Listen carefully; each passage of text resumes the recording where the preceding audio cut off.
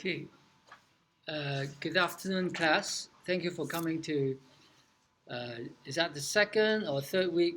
Can't remember if this is the second or third week of this term. Today, we will discuss a topic called configuration management. Okay, configure. The word configure means you try to put something together in the right way. And so after this class, after this set of slides, uh, you should be able to describe software configuration management activities. And also, but first, what is a configuration? We will learn about that, and why do we need configuration? If, for example, if you are working on your one-person project, then there's no need for configuration management. But the bigger your project is, there will be more files involved. In addition to code, there may also be documents. And even more complex case is that you will be selling a slightly different products to a different customer. So you need some way to manage what you gave to a particular customer. Because for one client, uh, the code they're running may be slightly different.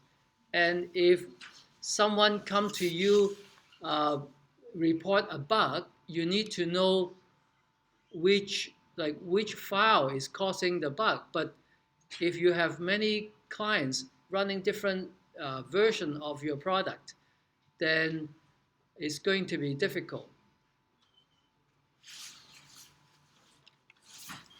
And change control function, you can think of it as the more human aspect or the complete picture of configuration management. Configuration management, usually we refer to the technical activities of uh, updating a file.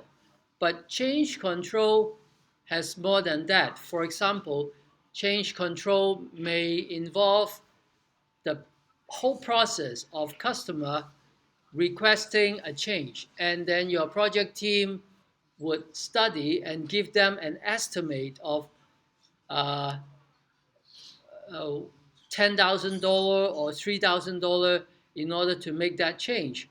And when do they can expect to receive the change? In 3 weeks or in 3 months? So after you give those estimates to your customer, and the customer will come back and say, yes, I want the change, or no, it's too expensive, or it's too long, I don't need it. Then all these adding the technical change, adding the people aspect, customers' decision, all the stakeholders' action, then we call it change control. Okay, so the change control function has a bigger scope than configuration management. And we want you to be able to communicate in a team, because in most other courses in school, you will only need to talk to one or two other teammates. And also the project only has at most 3 programmers or maybe 4 programmers, or in this course maybe 5 or 6. But outside, lots of time you need to communicate with many people. So the mastery of the correct terminology can help you. And a lot of time we will say just configuration management instead of the full name, software configuration management. So CM instead of SCM. So first, what's the motivation behind configuration management?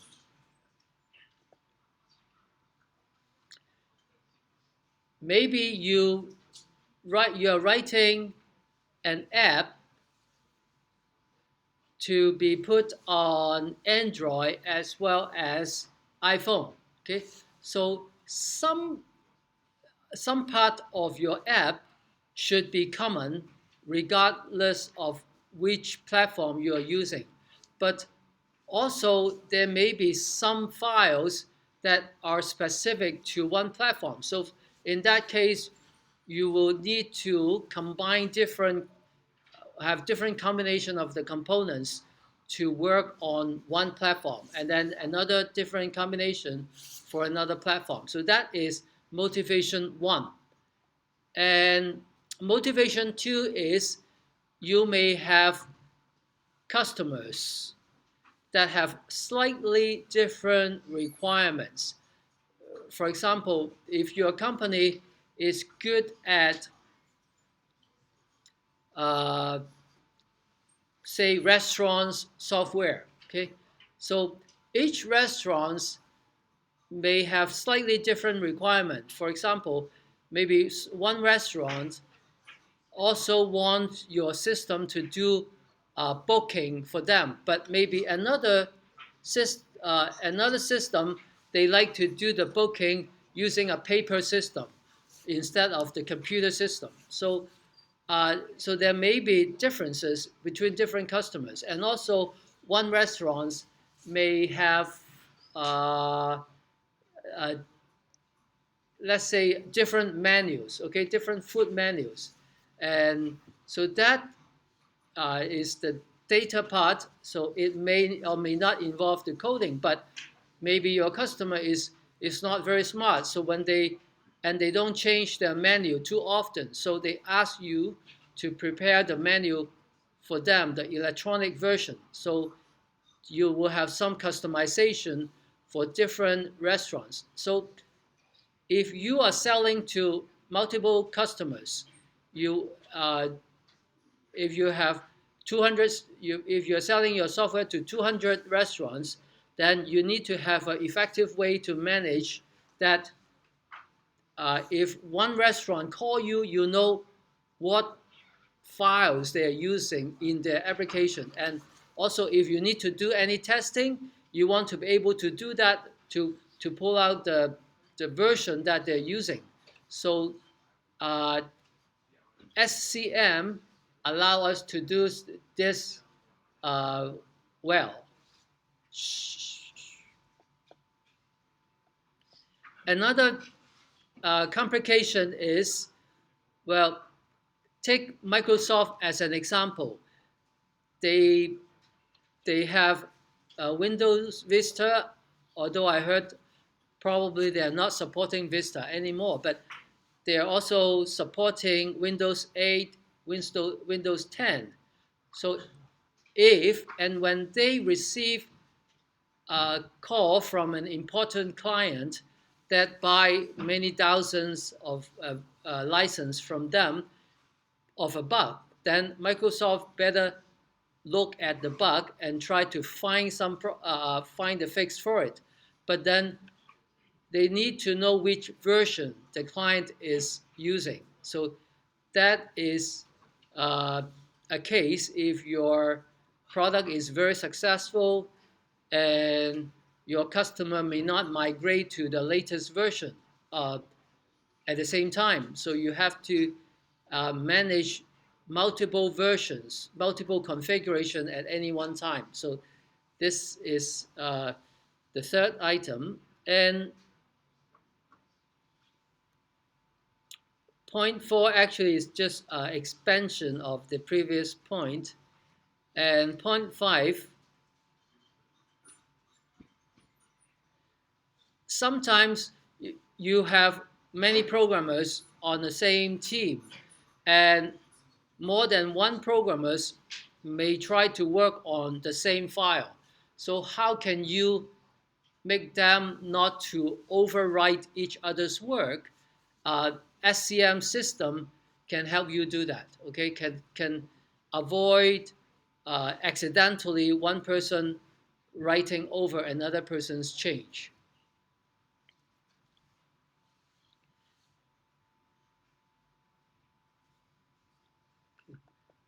So in general, a software product, we will have multiple configurations.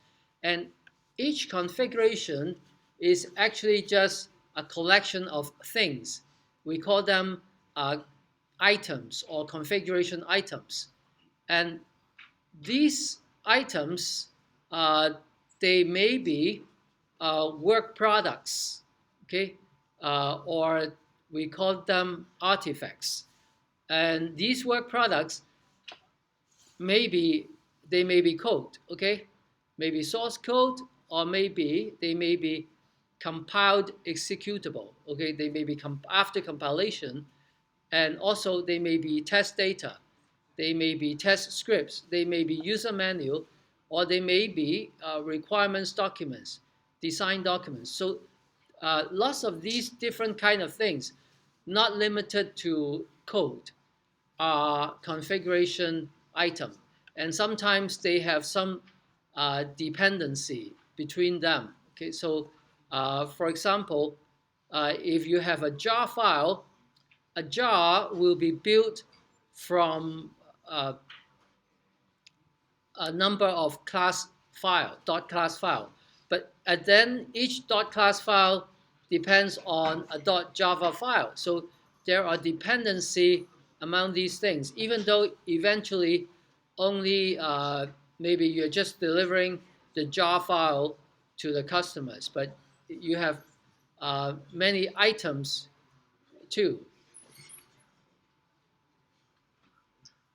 So remember why we have multiple configurations, because different customers may be using slightly different version of certain file.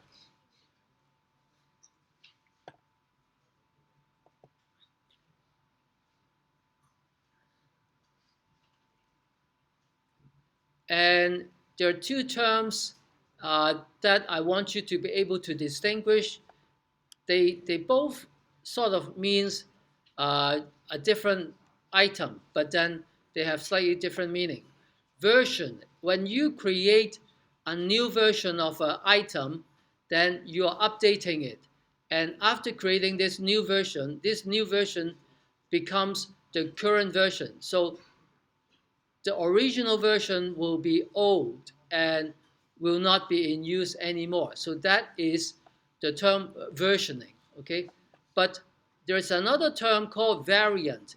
In the case of variant, multiple items actually of the same, different variants of the same item can coexist. So they may be serving different customers, okay? So sometimes we may have different variants. So, but both variants could be 2, 3 variants could be all current. Okay, so versioning is to replace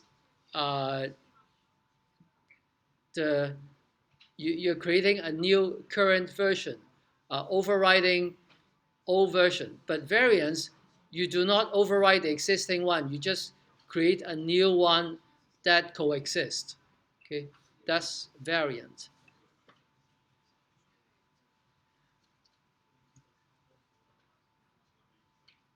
Okay, so let's now think of yourself as a programmer. You're a programmer right now, and you're working for a company that has been selling a software that has a software used for a year or two.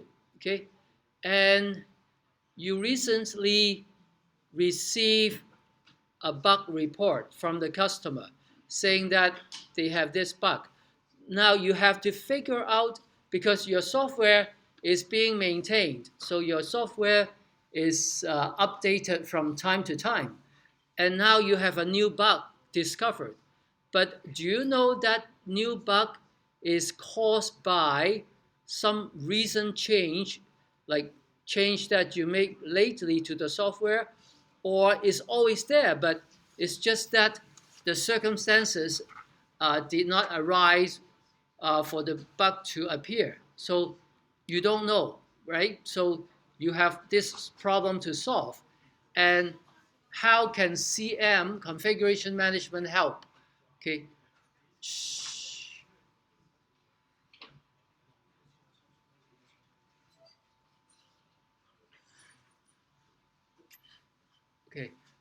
you're okay to talk in my class, but you must not let me hear you talking, okay? So keep your voice down, okay? Or you can put your head down and talk to your neighbor, but don't look up and talk loudly, because I will hear you, and also your neighbor will hear you. You're disturbing the class, okay?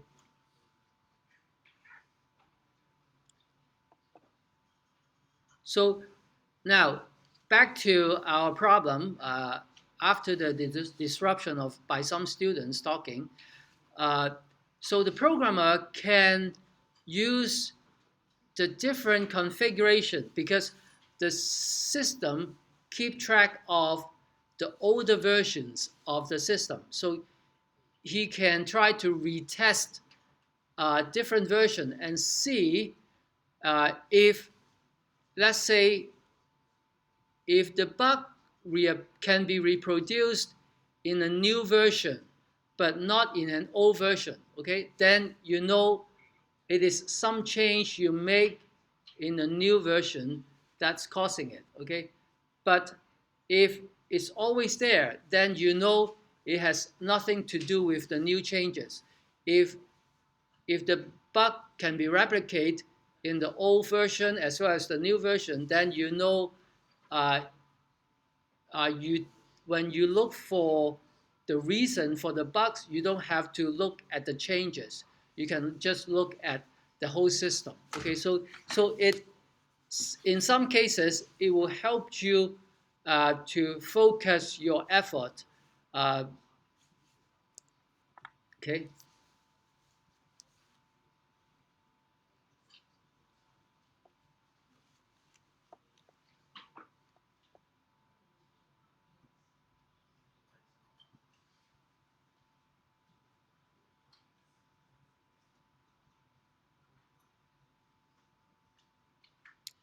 and the life of a configuration item. Okay, we actually um, one thing we want to know that we mentioned earlier, that the items are not limited to the final products that we deliver to our customer. It can also be some intermediate products that the development team needs. For example, their project, uh, their project plan, or their uh, code, even though perhaps the customers only will receive the executable, but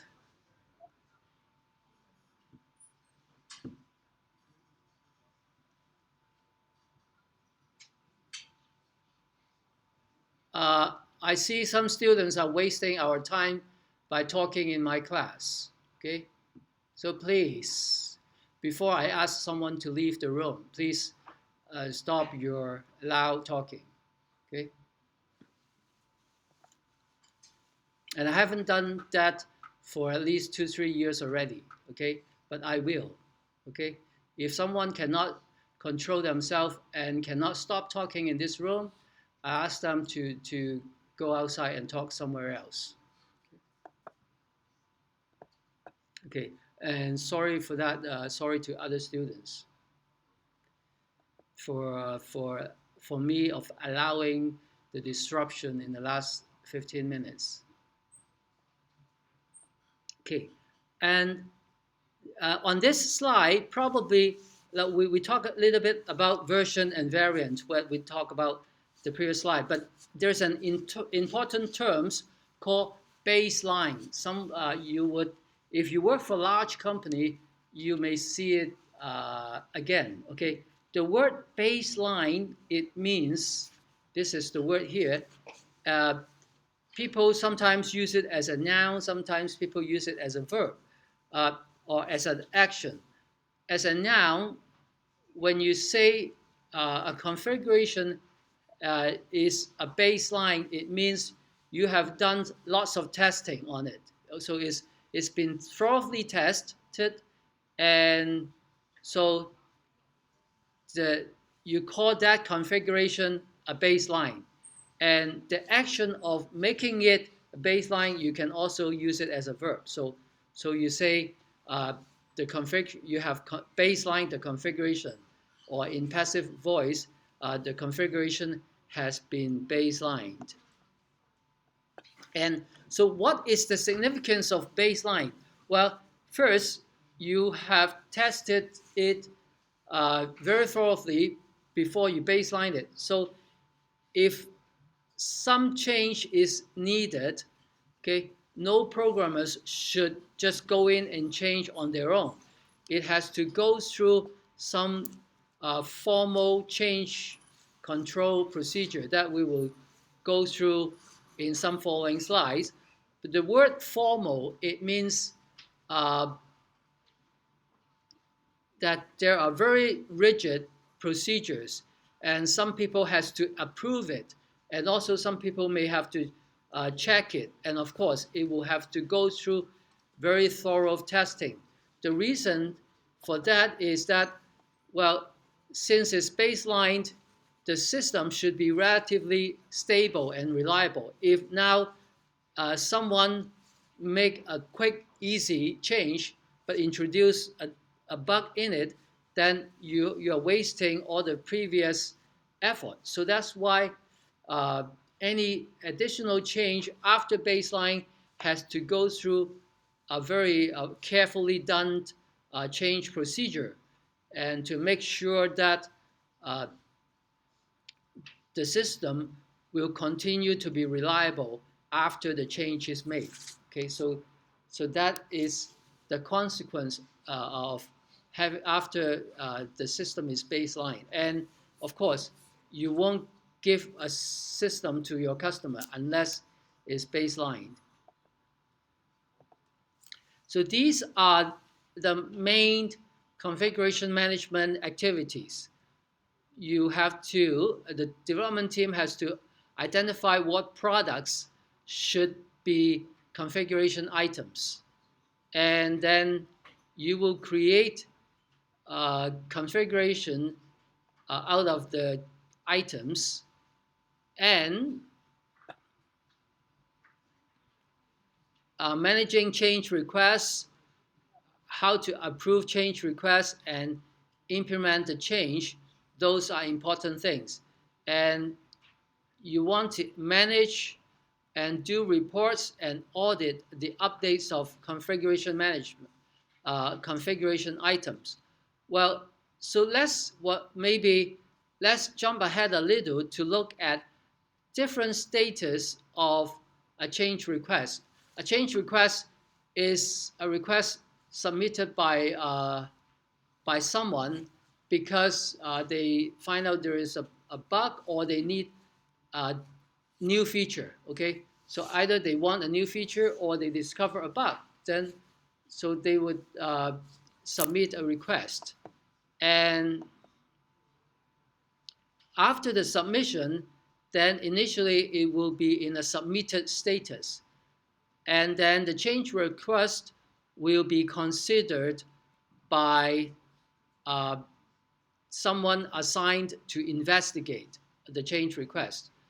For example, your project manager may receive an enhancement from a customer, and then your project manager will assign this request to you, and you are asked to look at or give an estimation of how much work it is involved, and where, like, or which file needs to be updated because of the change. So as a programmer, you will do your investigation. That's why I think in previous classes, I always emphasize that the larger the company you work for, the more likely that you will spend time maintaining other people's code. So in this case, the code probably are not written by yours.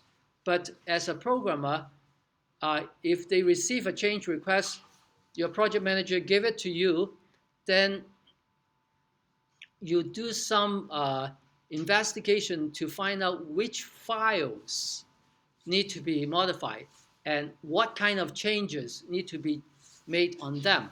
And then based on this investigation, you can say, I need 5 hours plus 3 hours plus 10 hours and so on.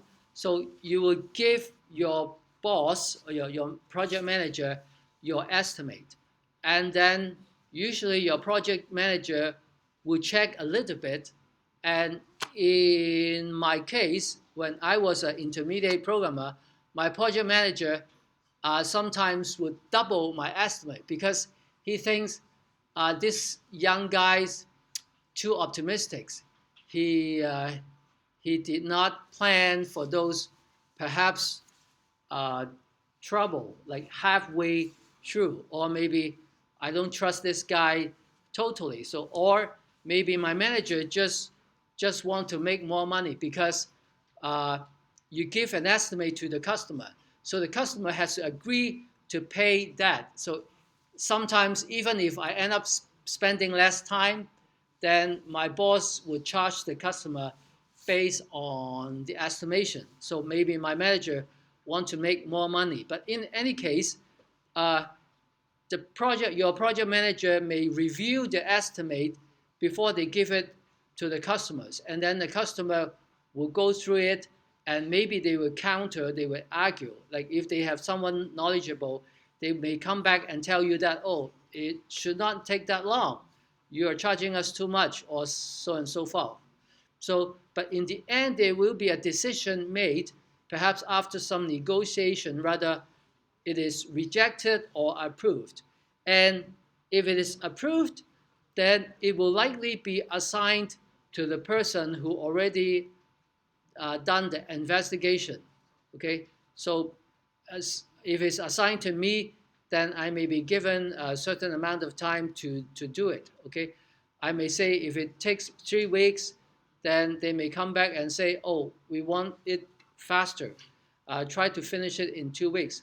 So eventually, uh, after it's done, uh, it after it's done, then uh, it will be fully tested again, and the status will finally be implemented.